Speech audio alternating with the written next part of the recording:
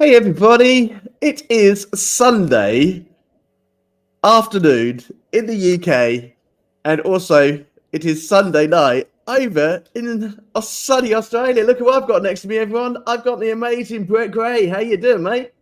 I'm good, thank you very much. How are you, AJ? All right? I'm good. I tell you what, Brett, I can finally use my Aussie accent. It's got me in trouble for the last few weeks. It's funny because I nearly said, "How's it going? All right," but I don't. I know. There's so many accents you guys have got. I don't know which one to use.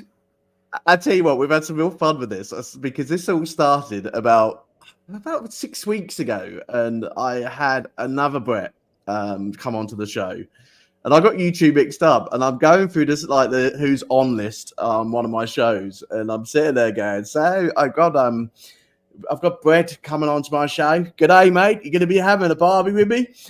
And I'm thinking, you know, completely wrong, Brett. He's from Atlanta in the USSA. And I'm thinking, oh, seriously, I'm so embarrassed. I was like, I'm so sorry, mate. So Hunter got me back. We done a show with Hunter from the ISSA, and basically he's sitting there doing a British accent during my show. And I was like, this is hilarious. It's actually like making me smile.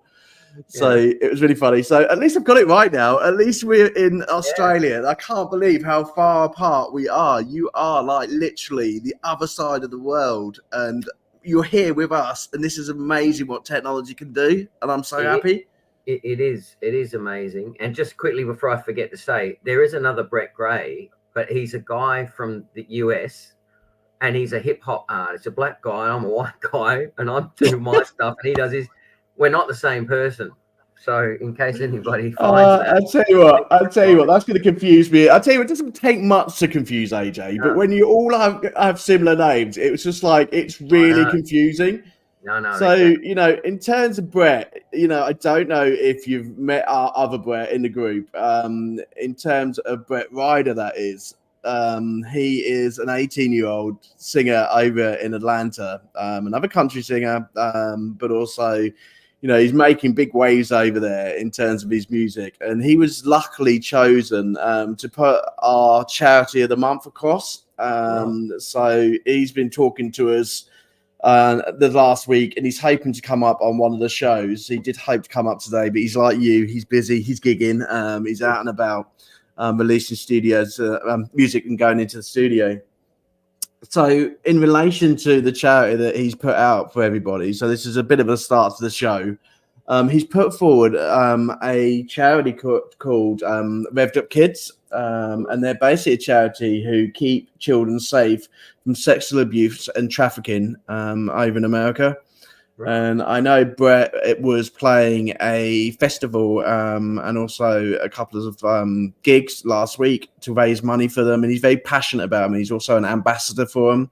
And at 18 years old, to be an ambassador for such a complex charity, I'm really proud of him. I think it's absolutely wonderful that, someone so young, gives their time and commits to supporting such an important charity. So, at the end of the day, from One Life and from all of the artists this month, we have 15 amazing artists who are coming onto the show, sharing their music journey, sharing their love and support of local and national charities. But they're also there to support Revved Up Kids this month in October, to basically put them on their websites, put them on their Facebook sites. And, we'll try our very best to put that charity out there. They have got a donation page that Brett has put out. That if you want to donate, please do so during the month of October. But it's about spreading awareness and basically understanding what these charities do to support these children through a really tough, difficult time. So that's really, fantastic. So Brett, well, thank you so much for putting that through. And I'm also trying to convince him to come and do a gig night. One of the other things that we do on One Life is that our artists, if you've been chosen at the end of the month, you do get an opportunity to have a live night. I'll come and join you. Sort of like MP, sit back. It's your night. You can basically play your music all night live to the audience on the internet. We have a fantastic, stable environment now where artists can share their music to their audience. And I think that's fantastic. So almost like a little mini gig for One Life. So I think Brett's going to come on and he is going to do a benefit gig for the tornadoes which are going on in Australia at the moment. You know, they've been hit with some pretty bad weather over there. It's tornado season, so I think a lot of the artists are trying to do some benefit charities for the impacts of the tornadoes over in America.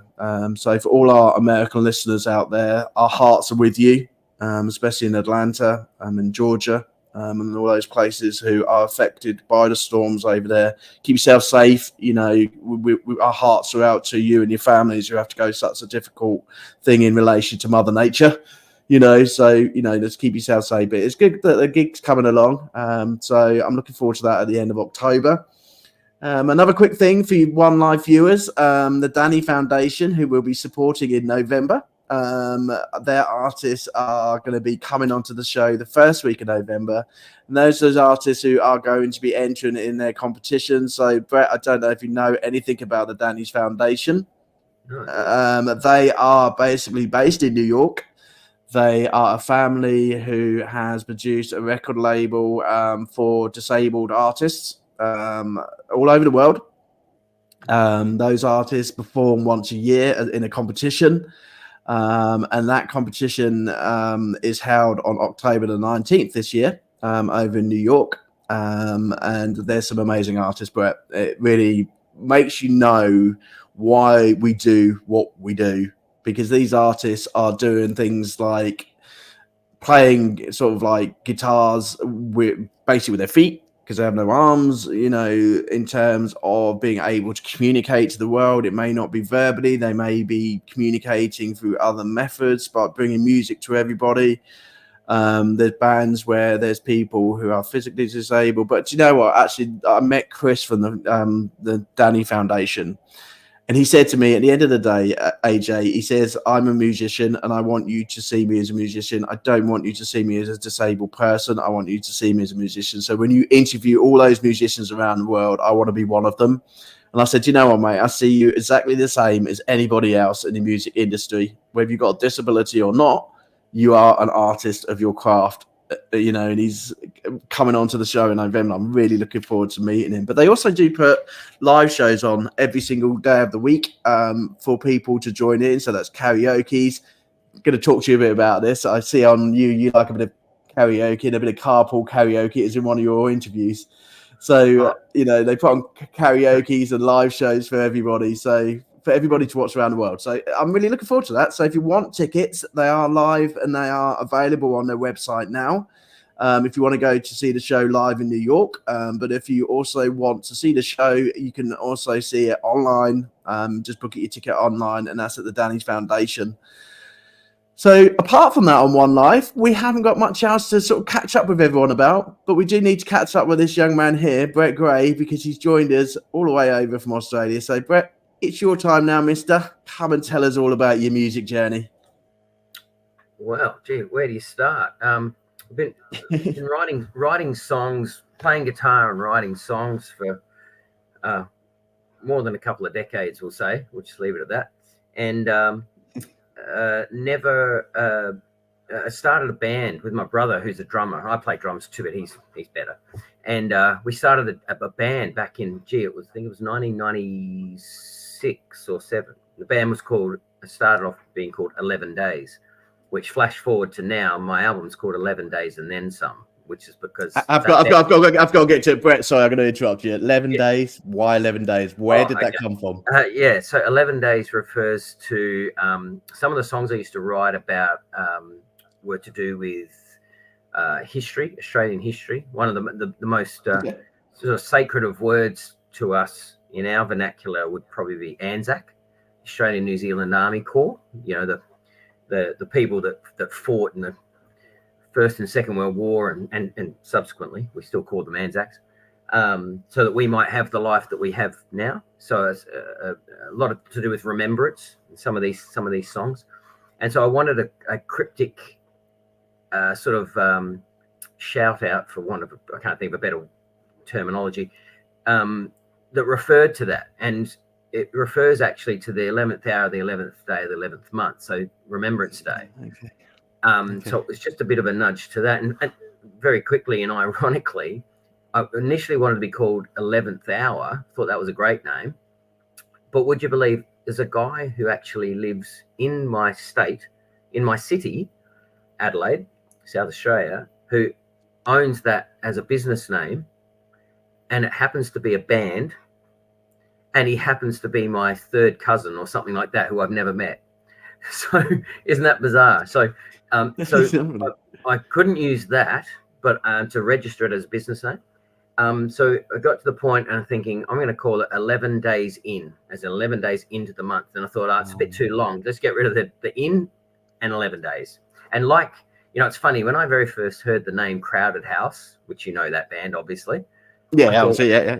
Yeah, and I thought, what a dumb name. That was my first reaction. If Crowded House are listening to any of my videos, can you just rewind that, please? No, in case they come up and go, what a dumb name. That was my first. I love Crowded House. Don't get me wrong. I think they're great. Amazing. We're going to make it up for them now. What a strange name that was. And but then it's like anything. You get used to it. It just becomes, like the name Coldplay probably seems odd to people when you very first hear it. But it just that's what it is. And that just becomes, you don't even think of it now. So, yeah, anyway, so my brother and I was writing songs, and he didn't really know about this either. I bought him his first drum kit. We jammed, and I played some songs, and we ended up forming a band with a couple of older guys who, had been playing around the traps, so they knew what they were doing.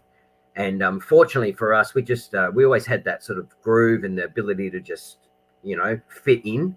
And we started a band called it 11 Days. And we were just playing pubs and private shows and corporate, whatever.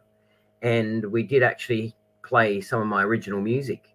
But then after a few years, it gets to the point when you realize, I don't know about the UK, but over here at the time, people didn't want to hear that. They don't pubs aren't paying you to play original music, unfortunately, unless you go to particular places.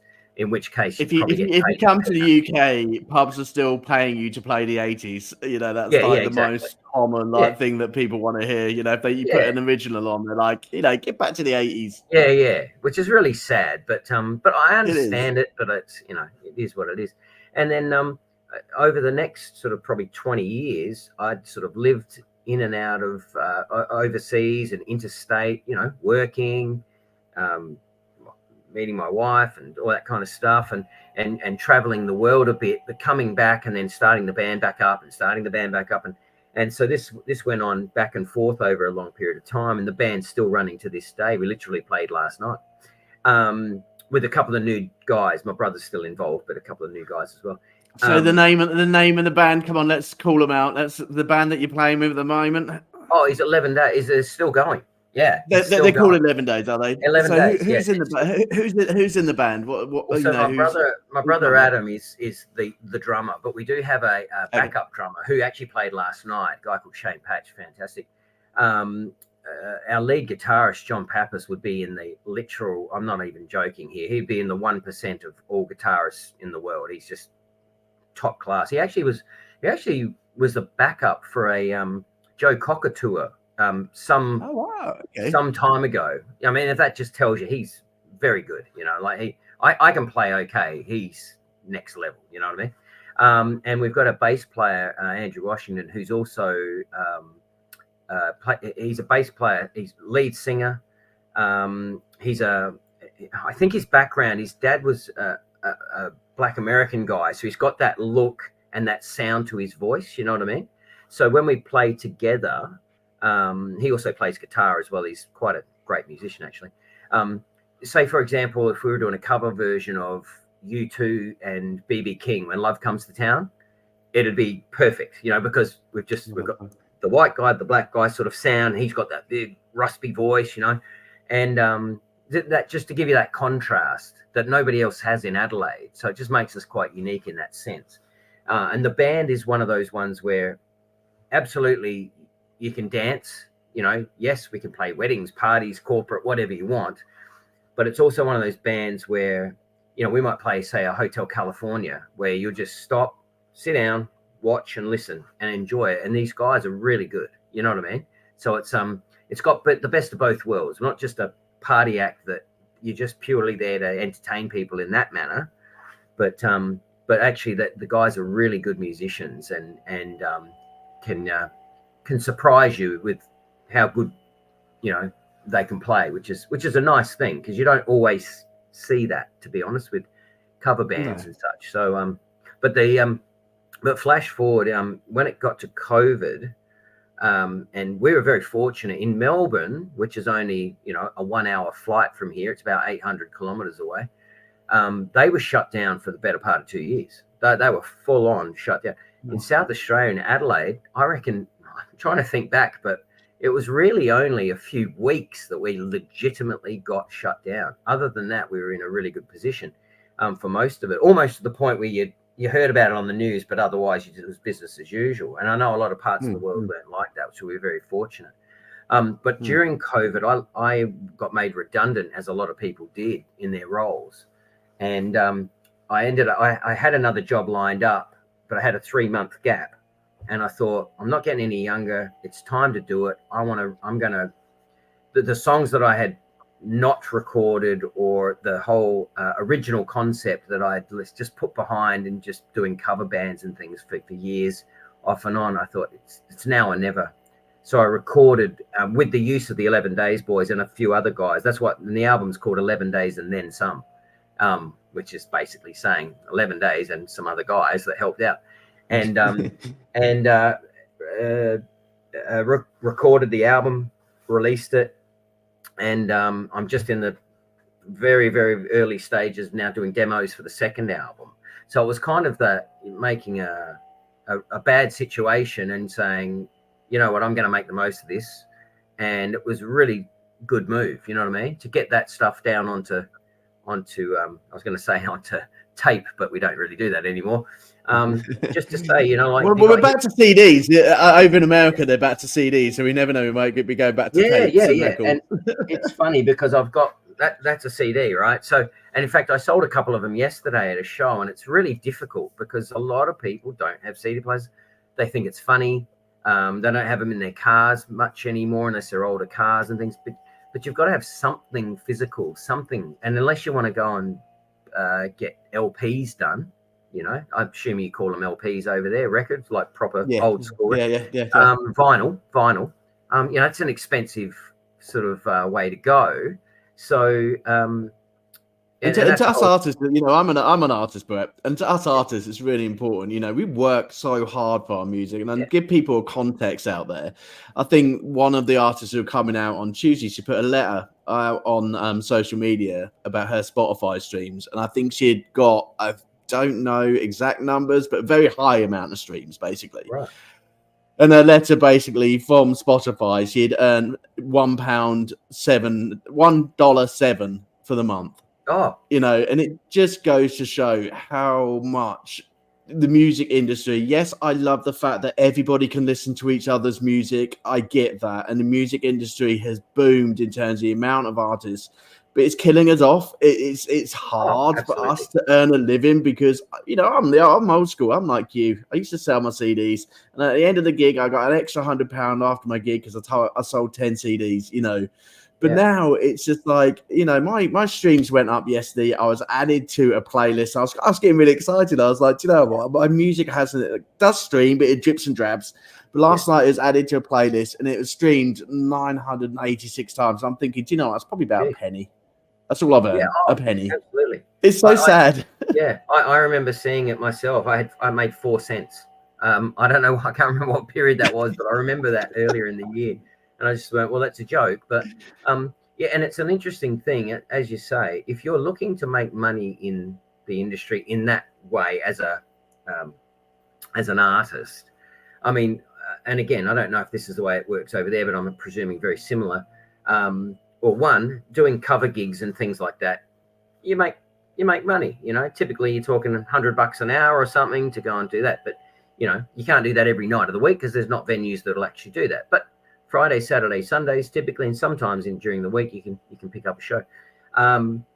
But ultimately, it comes down to merchandise and ticket sales for festivals and things like that. Where, you know, if we're talking now specifically original music, and like you say, the the pittance. I mean, it's not even a pittance. It's embarrassing how little people. I mean, I hate getting my check. I almost hide under the table every single time I get my check at the end of the month. I look at my bank and see what it's done. It's like, oh my god. I'm not saying I'm the best artist in the world, but I put a lot into my music, and a lot of the national charities get a lot of support from One Life. And I just hide under the table and think, it's embarrassing. It's hard. It always pulls your heart, and you think, why do I get up and do this? I get up and do this because I love this, and I will not stop. I will never stop. Since 9 years old when I started as a musician, I will never stop because it's something I absolutely love and adore. So I won't stop it. It is embarrassing.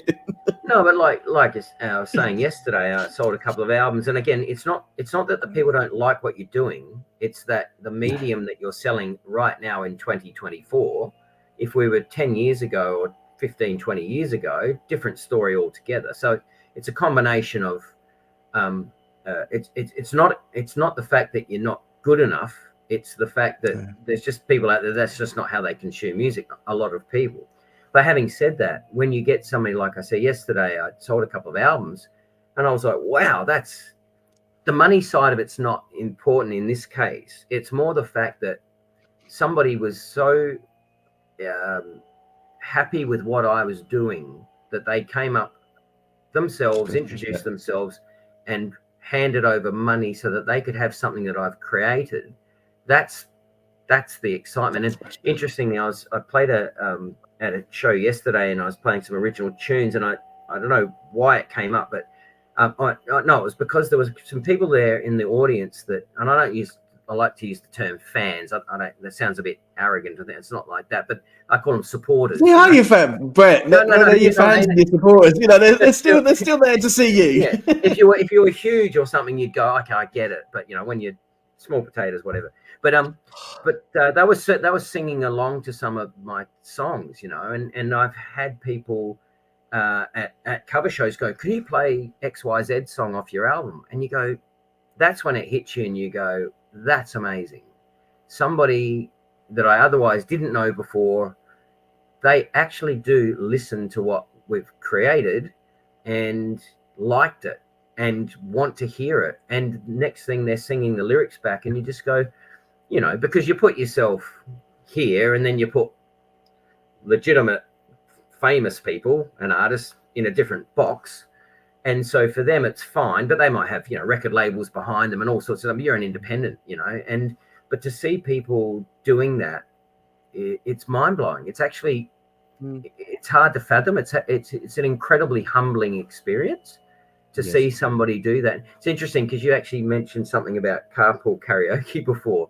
And I don't know if you must have stumbled across something, but a couple of those people that I'm referring to, friends or fans, love a particular song so much that they did a carpool karaoke, put it online, and people that I don't know, friends of theirs, are commenting and go, oh, great song, I didn't know you're into that, who's that, and you just go, wow, this is that's pretty nice, you know what I mean? Pretty amazing. I've got a thing in my head, I'm very much a big fan of James Corden, and I'm very much, I enjoyed his carpool karaoke with artists. It's almost as though we need an unsigned carpool karaoke. Sit people in cars, get them singing our songs, and doing a car and enjoying ourselves. That's something that's really been really, really great. I just saw it on your website, on your Facebook, and it just made me smile because I just felt I haven't heard the word carpool karaoke for ages. So I used to literally watch it every night to see James Corden got on. Yeah, it's amazing. But to have people, and they did that. I mean, I didn't tell them to do it. I didn't say anything.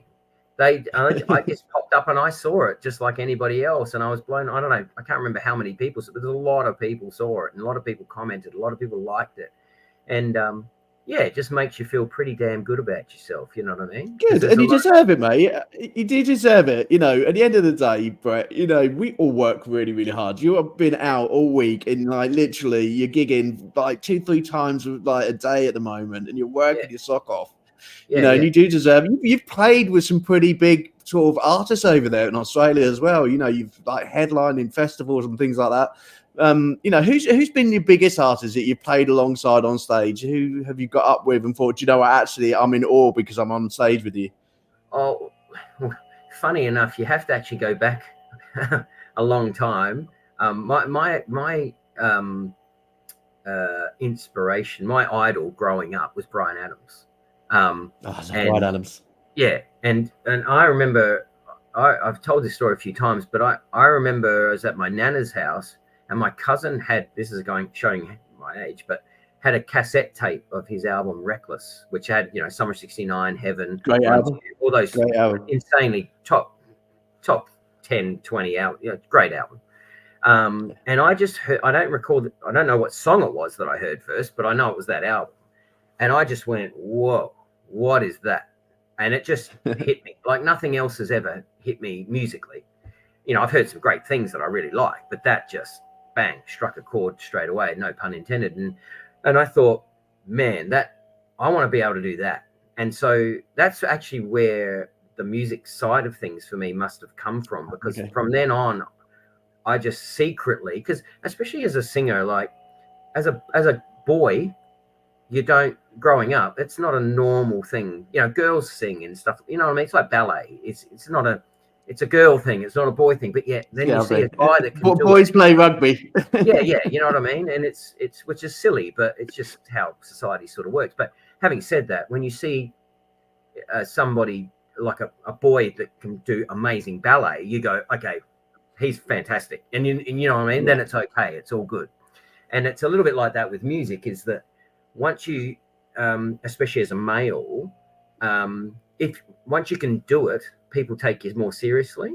You know what I mean? But if you were telling them about it beforehand, they'd probably go, really? Oh, you're a singer. You know, and they probably don't give you much, you know, they don't presume that you can do anything. So I must have, I heard that back in the day, and that was just the sound of his voice, the rock of the songs, the sort of the drive of the songs. And it just hit me. I mean, everybody likes music. There's very few people in the world that don't love music and have, you know, love what they love. That's what I got into. And then I sort of secretly, for years after that, wanted to be able to do it. And it was some years actually before I got a guitar, and I had some friends that played a bit of guitar and get them to show me how to do it. And I was trying to teach myself how to sing and all this kind of stuff. And eventually one day I got the courage up. It sounds ridiculous now, but I said to my mother at the time, I don't know how old I was, 16, 17, I'd like to get some singing lessons. And she was, what? She had no idea. And I just went and did it for about 6 months with an old lady and a out of tune piano, and got the basics down. And then from then I was doing it myself. I should have stayed in it, but you know, you really learn a lot by playing in bands as well. So, because it's two different things, singing in your bedroom versus singing on stage with all that going on. It's completely different animal. So yeah. And then that's sort of what happened. And as I say, it's been doing a lot of cover stuff because you have to, but eventually there was a precursor to actually doing it and going, I'm going to go out to everybody, put yourself out there. This is me. This is my name. This is my songs. Like it or don't like it, whatever. And fortunately, the response has been, you know, overwhelmingly positive. But it has been really positive. You know, you look at your numbers on Facebook. You know, you were celebrating sort of a few months ago in terms of the amount of followers, in terms of your social media. You know, so you know they're out there. They're your army. I love some of the artists when we look at social media. That it's almost like, you know, they're my army of fans, you know, Brett Gray's fan group, you know, things like that. You know, there's a lot of people supporting you, and you're doing really well with your music. It's to remember that. I think sometimes we get lost as artists, you know, that we do feel sometimes that we're just the cover artist who goes into the local pub. But when we put a hard graft into making a new album, and I know you've got a new album coming out very soon, you know, we want that recognized and be individualized as an artist ourselves in terms of who we belong to. You know, we belong to ourselves, and we do it because we love our music, you know. So it's really important to celebrate, and I do like doing that with our artists. I do like to pull them back and say, do you know what, you've really done really well, and you've got to, you know, yes, there's going to be times we want to reach higher, we want to go to a bigger stadium, you know, we want to sell out, or we want to do this, that, and the other. But actually, we're still growing, and we're still getting a great response to our music, and people are still listening to your music day in, day out, and it's great to see. Brett, me and you, by the sounds of it, we haven't caught up with each other for so long. We're literally taking the whole show just to have a chat together. And it's absolutely great. I love this. It's absolutely brilliant. But I forgot one thing. One of the biggest things of One Life is basically we're here to support local and national charities. So I nearly forgot to ask you, Mr. Vampire, and I'm going to call you this because it made me laugh. I asked Brett, everybody out there, about his support to local and national charities. And basically, this young man spends his life giving his blood to others. And he's trying to top up. I think it's 100 blood counts or something. Could you tell me a bit more about that before you lose all your blood and I can't speak to you again? Yeah. That's funny. So we have a Australian lifeblood. It's a Red Cross equivalent. I imagine you have something very similar there. Yeah. And I used to donate blood years ago. I mean, it's just one of those things that you want to be there. You want to do something for people and help people. And a lot of people do it. Don't get me wrong. I'm certainly not the only person that does it. There's a lot of people that do it, but there's a lot of people that don't do it, or they're afraid to do it, or whatever. And long story short is, years ago, I must have got to a certain point of donation where they were saying, "Hey, look, this is awesome that you're doing it. It's great, but we actually need plasma donors." And plasma is, for anybody that doesn't know, to put this into really simple layman terms, and I hope I've got it right, but essentially, when you got your white blood cells and your red blood cells, etc., it's the fluid that keeps it all together, right? That the cells swim in, for want of a better expression. And so what they do is they extract the blood, and then they spin it all around, pump the cells back into you, keep the liquid, the plasma, and replace that with a saline style solution, so that you're not completely dried out, and so I'm up to about 95 of these, and I want to get to 100. That was my first goal. After that, we'll see what happens. And it's one of those things you can actually technically do it every 2 weeks, but I found the first time I did it, they take that 16% of your total blood amount, which is a fair whack. It's about, I don't know, 900 mils or something like that. And I think you've got 4. How are you getting on stage afterwards? Seriously, after that? So that's a good question, right? So you're not supposed to do anything full on for 3 days, right? Like lifting heavy weights or operating heavy machinery or anything of that nature, Not that I do, but but funny you should ask that, because I actually did it one day, and I had a gig that night. And it was just a duo gig, acoustic duo type thing with a friend of mine. In fact, Andrew Washington, the bass player I was talking about earlier from 11 Days. And we were playing this show, and I don't know if you know this as a singer, that it would always get to a point where you got to warm into it, you're never full on ready to go. You work your way up, but it gets to a point where you sort of flick a switch and now you're energized and your voice is working and everything's going. And I remember saying to him this night, I don't know what it is, but I'm just not hitting it. I'm just not feeling it tonight. I don't know why. And it hadn't happened to me before. And as dumb as it sounds, about 15 minutes before the end, I realized I donated plasma that morning, but I don't know why. I just totally forgot about it. But what it taught me was you can't do it on the same. You can, but you shouldn't do it on the same day. So typically, and so what happens now is, because I gig 2 to 5 times a week or whatever, and they're spaced out certain times, you've got to be very selective about when you do it, so that you don't you're not going to die or anything, but you just don't, your energy's depleted, your blood levels depleted, and you've just got to be sensible about it. But and they say that something like 18 or 19 people benefit from each donation, and you think that's pretty amazing. And a friend of mine that was in hospital not that long ago, and she had a fairly serious operation, and she didn't know that I donated. And I put something about it on one of my socials, just saying, "Hey, look, this is what I do.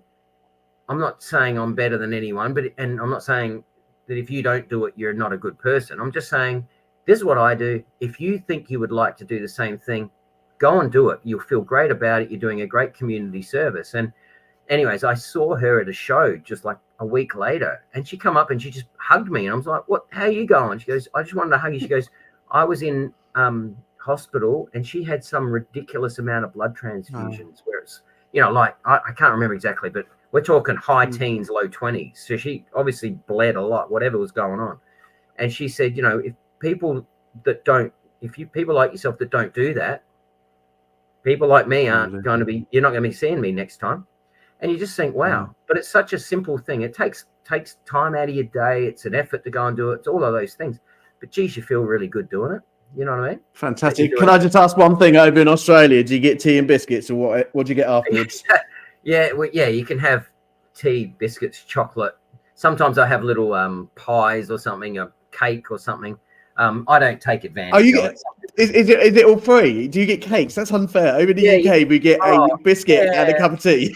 There's lots of little different things, you know, that they offer you. But I just take my own water. You know, you got to drink heaps of water and all that kind of stuff. And, you know, I usually have a couple of little bags of pretzels afterwards and some water. And that's about it. But I imagine some people, you know, back in the day, you got paid to do it. So missing out. You know, not so as much the story of this basically is a charity that you support, but don't gig if you go and give blood, basically on the same day. on the same day. Yeah, you can do it, but you'll probably find that you're not really up to it. So, and you got to be careful. So that's why they make sure that you stay afterwards, because people faint. You know, if they're not used to it. So, yeah. But yeah, and you know, funny enough, if I showed you my arm, I've got scar tissue there now. I don't even feel the needle now. I literally don't. So it's been done so many times that it's right. Just like, okay, Brett, I'm taking you off of this subject now because I've got a real phobia of needles. Oh no, fair enough. Fair enough. No, I understand. Let's move on. Let's get away from the needle discussion, especially on a Sunday, because Adrian will faint and everybody will laugh. And I'll probably get a viral video because Adrian fainted. Anyway, thank you for all that you do for local and national charity. Thank you for the support and, you know, giving you all of your blood by the sounds of it. Jesus, don't give too much away. We need to see you on stage. You've got too much fans out there loving your music, so stop giving all of your blood away. But thank you for all you do, because I tell you what, that heart-wrenching moment where someone has basically, you know, got something from you that saved their life, there can't be a better feeling in the world. So thank you so much for the whole of One Life in relation to the support and things that you do. Anyway, young man, we're over halfway through the show and we still ain't got your music out there yet. So are you ready to warm up? Because you were going to do a bit of a live show for us in relation to a bit of music and sing to your audience out there. Are you ready? Yeah. I just happen to have a guitar sitting here. It just happens to have a guitar. Look, it just sits there. Well, I'm in the band room, so there's a drum kit over there, and there's a couple of guitars sitting around. Fantastic! Here come the band members. Yeah. But like I said, I've just played 3 gigs, and in about 24. We won't wear you out too much. We just want to hear your amazing music, Brett. We just want to hear your amazing music. I'll give you a little snippet, but I'm just literally sitting here in my office chair. Hopefully, it comes through.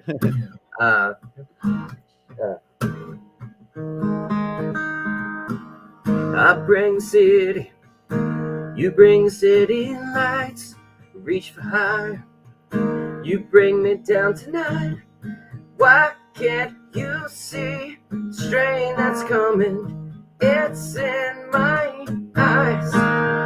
Just stay tonight, walk away forever, I don't mind. It's either now or never. You drag it out just to kill me slowly, leave me wondering why.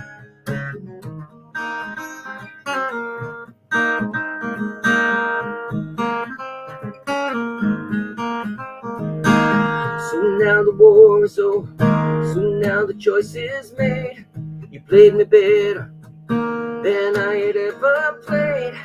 Just stop this and now, forget the morning. There's no more time. Just stay tonight, walk away forever, I don't mind. It's either now or never. You drag it out just to kill me slowly, leave me wondering why. Leave me wondering why.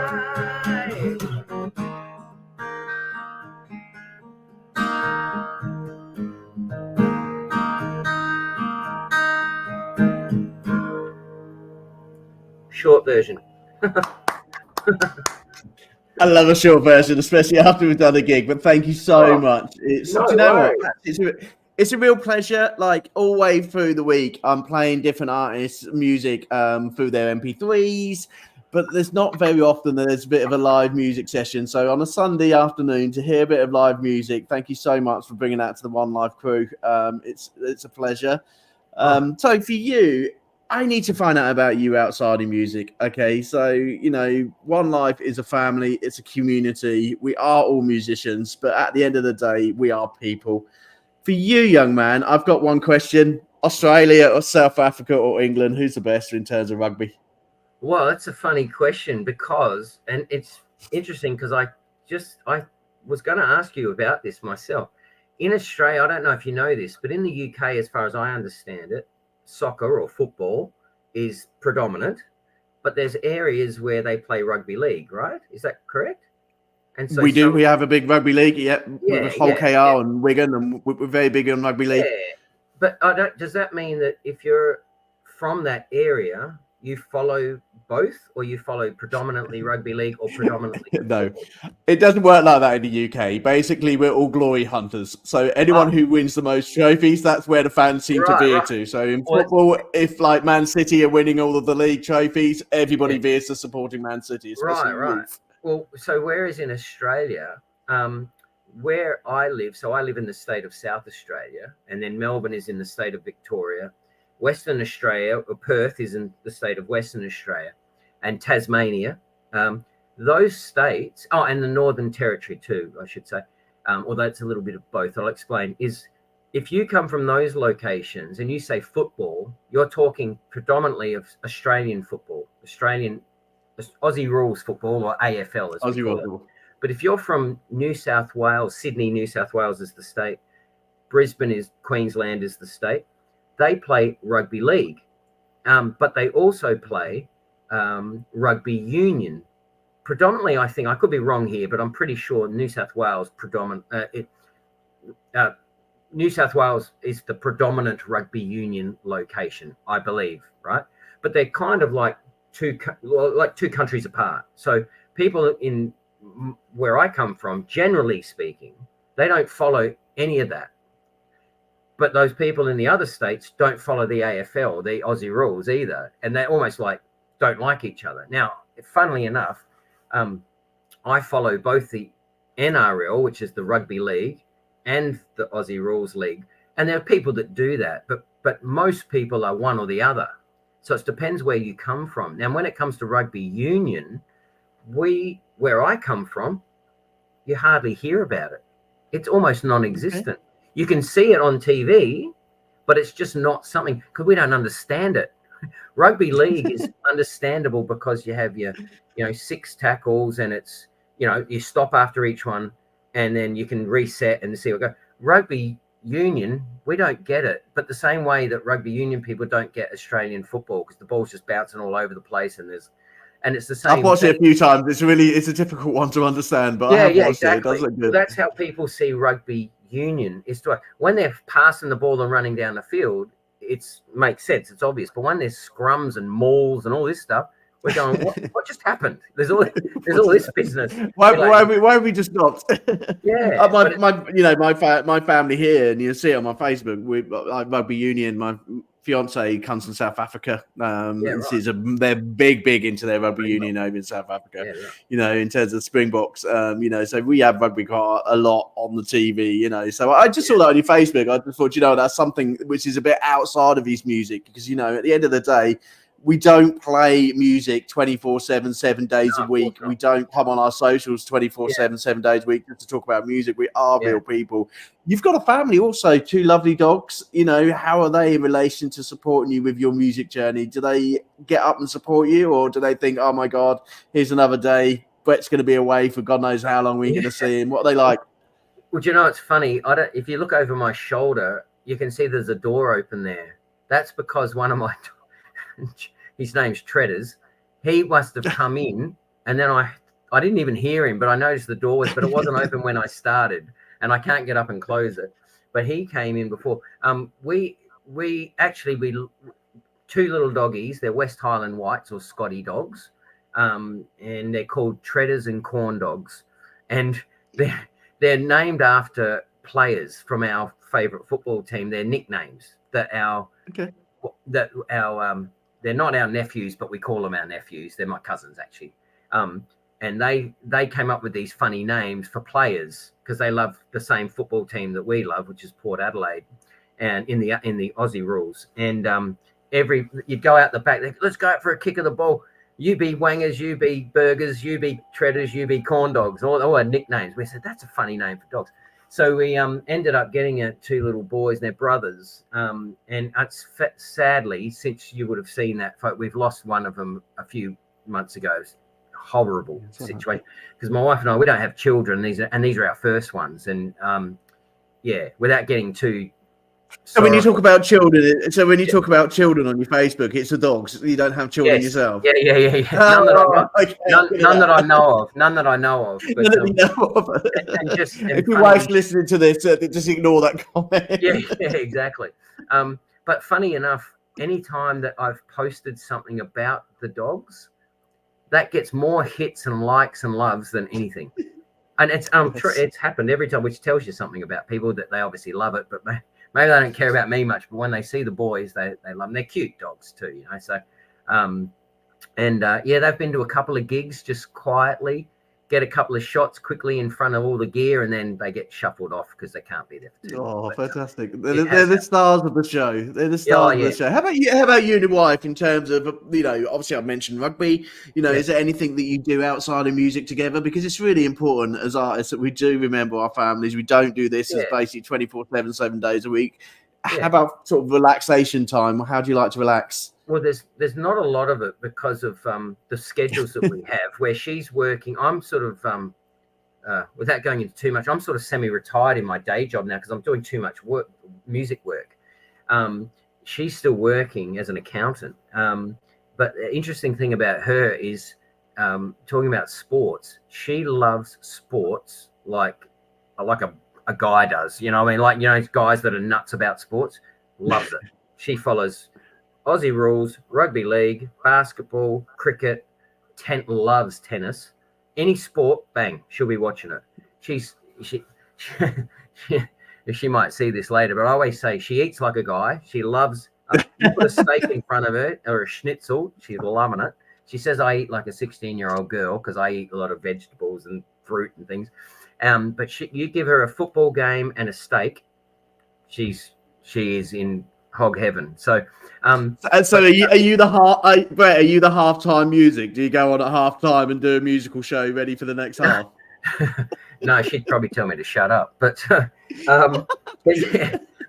she's also, interestingly, she's taken up golf. She's just been on her first actual proper bike ride this morning with a group of ladies. We bought her it's right here actually. It's a very nice, expensive, lightweight bike, which I'd never ridden one before, and man, they're pretty amazing actually. She's done that this morning. She's got to practice tennis tomorrow. I've got to take her to the golf and tennis tomorrow practice because she's starting up tennis again on Tuesday night. So she's a bit of a nutter like that. And between, for me, I constantly think about music because I'm doing. If it was just the cover side of it, that's one thing. But because you do the original side, as you would know, you're just constantly aware of it. Have I posted this? Have I done this? Can I get into that festival? I need to practice those tunes. I need to get organized for the next album. It's never ending. It's just completely consuming. It is. But make sure you take yourself away from it. Look after your good wife. Make sure you have a nice meal. I'm like this. My fiance, she's a patient advocate. She flies around the world and she's so busy in terms of charity and things like that. But it's important to look after each other as family members and come out of our musical bubbles and say, do you know what, actually, I am still a family member. I still love my rugby. I still love to take my dogs for a walk, and it just reminds us to decide to come out of it because I don't think people realise how much work we put in relation to us as artists. And I think, you know, we need to also remember to ourselves that we are also not just artists. We are, you know, Brett and AJ, you know, at the end of the day, with people. Listen, we've got 10 minutes and I've just got a couple more questions for you. I want to know, in the last 10 minutes, what's been your highlights of 2024? Oh, that's a good one. Probably, I've definitely done a couple of great support slots. They'd be names that you wouldn't know, but over here they're quite well known. And what I've found is that's the sort of the idea, is to get in with the right people, and it's a thing for life in general. If you know the person that does this, and once they can vouch for you, you can get your foot in the door, because that then leads stepstones to the next thing. And talking about things like support slots, that can help you to get onto festival bills and things of that nature. So definitely that's happened. And there's a couple of little things in the works which I can't talk about, but if they come off, it's going to be pretty huge, which is great. And it builds that perception that you're doing something. And I don't mean to pull a veil over something, but a lot of what we do too is perception. You know, it's like you and I, we're talking, hey, I'm doing a podcast with AJ in the UK, and people, really? Oh my God, you must be good or something. It's like all of that adds up to give that appearance that you're doing something, you're moving forward and whatnot, you know. So you got to keep those things happening, and it just solidifies that people think, okay, he's serious, and I'm going to follow and support that because I see where he's going with that. Brett, what's your dream, Brett? If you were to play anywhere in the world, or any stadium or anything, you know, you're working really hard with everything you do week in, week out. What's your dream? Where would you love to go to? What would you love to do? Do you know what I'd love to do? When I didn't get into this, but I was an exchange student when I was 17 and went to the US actually to play American football. It was my sport growing up, believe it or not, but that's another story. And I got to go to Colorado and lived over there, and then I for a year, and then I went back, and I've been back a few times and stuff. Red Rocks outside of Denver. I don't know if you know this place, but it's literally sandstone monoliths. They built stadium between it. Insane. U2 did Under a Blood Red Sky. They filmed it there, and everybody's been there, you know, and played it. That would be amazing. But I'd also love to play, and it's possible this might even happen, is when I go back to the little town that I lived in, which was about 45 minutes, an hour from there, a little bitty town called Lyons, near Boulder, Colorado, about an hour from Denver. I said, there's a mate of mine back there that actually does play. And I said, we have to organize a gig in Lyons. I'm going to do it. I've always dreamt of doing it, even though there might be 30 people there, 50 people, get the whole crew back. I want to do it just to say I did it. You know what I mean? So, and then of course, obviously, the Adelaide Entertainment Centre is the main place here. Many moons ago, I actually got dragged up on stage with Bryan Adams and got to sing all the way through one of his songs, and it was a very old song that very few people. In fact, when I called it out and said to do it, he said, "Here's a song I haven't played in 10 years," and this was 20 years ago. So actually, it was more than that.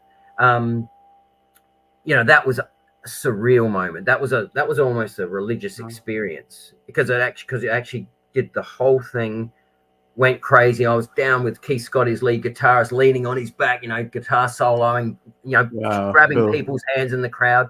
So, a very, very religious experience in that sense. And you just go, yeah, I'd like to do that again. You know what I mean? Wherever that be. Wherever that may be. So Bryan Adams, if you're listening out there, Brett Gray's up for another tour with you. If you want to put one on, Yeah, but just having people, because people say to you, what kind of success do you want? And you say, success to me is, like I said before, seeing somebody singing your song back to you, even if it's one person, that's success. You've done something really hard to achieve there. And, you do have to sit back and just, like you said, smell the roses, and that kind of thing. So there's a few of those things that have happened. I just want to build on that and get more legitimacy, that people go and see this guy. He's really good. He does it. and it just builds, but it's hard to do. So, so Brett, going in terms of where we can see this guy, we're going to have to wrap this up soon, or me and you are going to just talk for the whole of Sunday. I know. Listen, I'm talking about football. I've got a football game to watch. I don't like talking about my football team. Unfortunately, my team's like one of the worst of the league at the moment, but I did promise that I'd watch them.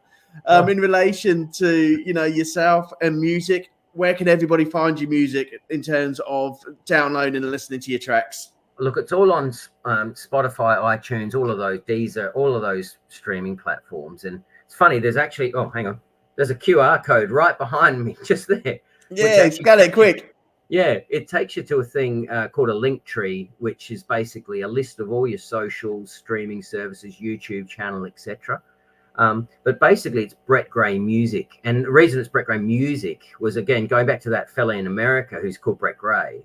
And he's a hip hop guy. He's been on TV. He's got a decent, solid following, right? So I didn't know who he was, but a lot of people over there must. So I was trying to differentiate with the Brett Gray Music, and it's a little bit tricky that sometimes if you're looking up Brett Gray, you'll see him before you'll see me. But if you just keep going, eventually you'll get there. But yeah, on all the streaming services and things like that, it's all there. And brilliant, and we will all follow you. Can I just ask you one question? Can I get a hold of you again in the next few months and bring you back to the show and tell everybody what you've been up to over the last few months? Absolutely. Fantastic.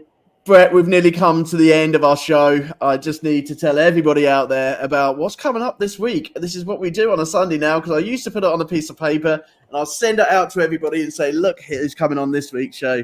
But I'm so busy at the moment and I haven't got enough paper to put it all on because we've got so many great artists who are coming up. So Sunday afternoon, this is a lineup for everybody. We've got some great artists coming on, and you probably know some of them, Brett, because in terms of the music industry, keeping in contact. But so this week we have got, coming up tomorrow, we have got the one and only Paul Dupe. He's coming live on the show tomorrow. We've got Christine Poulter, our ISSA member, and also Pen Moon in relation to our sister company who has joined us in relation to One Life. She's bringing some services of support over to One Life Journey, and she's going to tell our artists about what type of support she can help us in One Life. So she's coming up on Tuesday. On Wednesday, we have Matt Maloof from ISSA. Matt, if I got your second name wrong, I apologise right now. Jay Barry is also coming on the show. And to finish it off, at the end of the week, we have got Cianite G. And so this is artists from all over the world, and I'm so in awe to know that I'm going to be so busy. It's going to be an absolute major week. So I just want to say thank you to Brett Gray for joining us from Australia. It's been an absolutely amazing journey in terms of understanding, learning about your music. Keep going with that support, but stop giving so much blood because you won't be able to perform. Look after yourself, okay, when you're out there. In relation, if you like this show, we've got many ways in which you can support us. We have got our support page, our Just Giving, but also we have got the wonderful stars, both YouTube and Facebook now, have given us the opportunity to earn towards our national and local charities for a star. So if you like today's show, 29p, but that's all it costs, 29p. Send us a star. And your star will go back to supporting our this month charity, which is Revved Up Kids. So those Revved Up Kids out there, keep yourself safe, keep yourself supported. We're all there for you, us artists and our families, and all the charitable support workers who support you at Revved Up Kids. Thank you so, so much for all you do. And it's an absolute honour and a pleasure to be supporting you for the month of October. So this is AJ saying, have a really good day. I like to get the pun. Good day. All right, Brett's is not even smiling at it. Have a really good day. Enjoy your week, okay? Have a great one. And AJ, we'll see you tomorrow live at 7 p.m. Take good care, everyone. See you later.